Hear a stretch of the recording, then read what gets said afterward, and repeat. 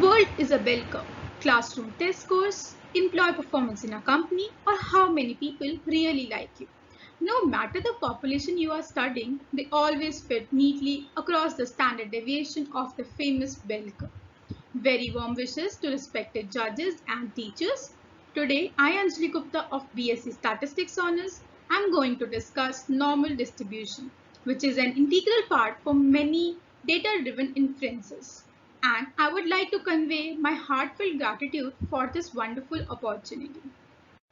Let's have a look at the subtopics for the presentation. I would be discussing notations, characteristics, importance, and some real-life examples of normal distribution. So the first question which arises in the mind is what exactly we mean by normal distribution.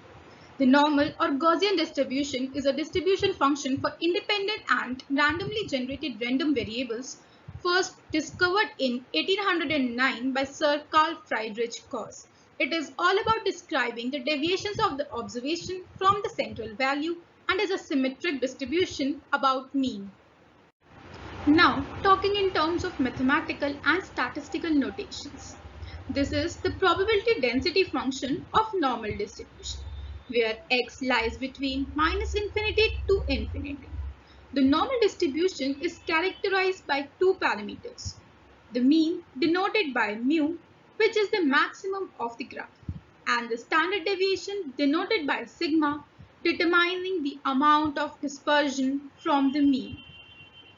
An important term here is standard normal distribution, which is normal distribution with mean 0 and variance 1. Every normal distribution can be converted to standard normal distribution by subtracting mean from every observation and dividing by the standard deviation. Now moving on to the characteristics of the normal distribution. It is always symmetric about mean, possesses only one mode, and the curve is asymptotic to the x-axis. As the curve resembles a bell, it is often referred to as a bell curve.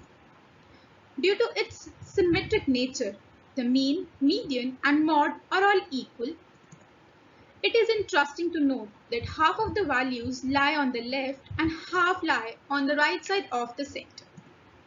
The area on both the sides of the central value is 0.5, with 1 as the total area under the curve.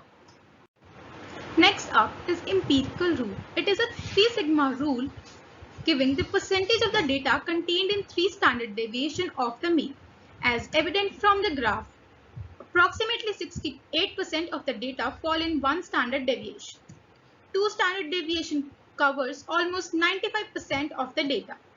And the 3 standard deviation contains 99.7% of the complete data. This rule is readily used for setting control limits in the statistical quality control charts. Further, how the curve changes as mean or standard deviation changes. So, given here is a normal curve with mean mu, as soon as the mean increases, the curve will shift rightwards with mean mu star, keeping the standard deviation same. But what if the mean remains same and the standard deviation increases from sigma to sigma star?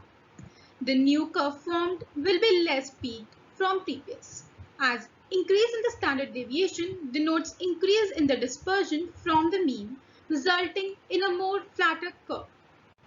Now, I would like to ask a question, that is, ever wonder what is so special about normal distribution? Why so many data science, machine learning articles revolve around this? So the answer is that normal distribution approximates many natural phenomena so well that it has developed into a standard of reference for many probability problems, such as heights, blood pressures, stock market fluctuations, income distribution, IQ level, shoe size, and many more. Some more points to validate its importance are: many natural phenomena are approximately normal. Mathematical statisticians find it easy to work with. Normal population is assumption for many tests. Using transformation, non-normal distribution can be converted to normal. Many probability distribution tends to normal distribution as the sample size increases. Central limit theory, which states that if we take sufficiently large sample from a population with mean mu and standard deviation sigma, then the distribution of sample means will be approximately normally distributed, makes this distribution more important. So now comes the most interesting part of the normal distribution, that is application to the real world problems. Here we have two graphs for the heights of the male and females. If we talk about the heights of the male, say for India, most of the males are having the height nearer to the average height with few extremely tall or short males. Same goes with female. Moreover, the height is influenced by many factors, so we can conclude that heights approximately follow normal distribution. In present era, everyone is curious about their intelligence level. So, the next example is the distribution of IQ level. Several studies and researches have shown that IQ of the most of the people lie close to the average level, that is 100, with a very few people having extremely high or low IQ level. Considering these points, we will get that IQ level is more or less distributed normally. Next is the income distribution of an economy. Here is the income distribution graph of Japan for few years. It is clearly evident that these are normal distribution curve showing that the people are having more or less average income and very few are having very less or very high income. Similarly, we can see this in the graph of India as well. Additionally, we can see that as we move from 1970 to 2006, there is a change of mean and standard deviation of income of both countries. The average income of both the countries has increased, and since we can see that curves have become steeper, we can say that the income gap within the countries has decreased by the time. Stock market. Stock market is a very interesting topic for many people as it brings large profits with a suitable amount of risk with their money.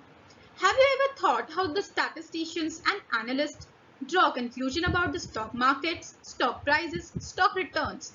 It might be surprising for some people that a number of times these fluctuations also follow normal distribution.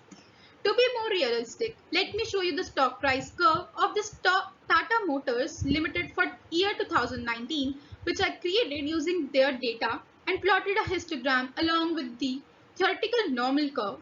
After inspection of this curve, it is evident that stock prices are also nearly normally distributed. The same concepts can be applied to many more examples. This is not the end. Statistics and normal distribution are ubiquitous and it can be found in many phenomena around us in our daily life in this world. So it is not practically possible to cover all such examples here.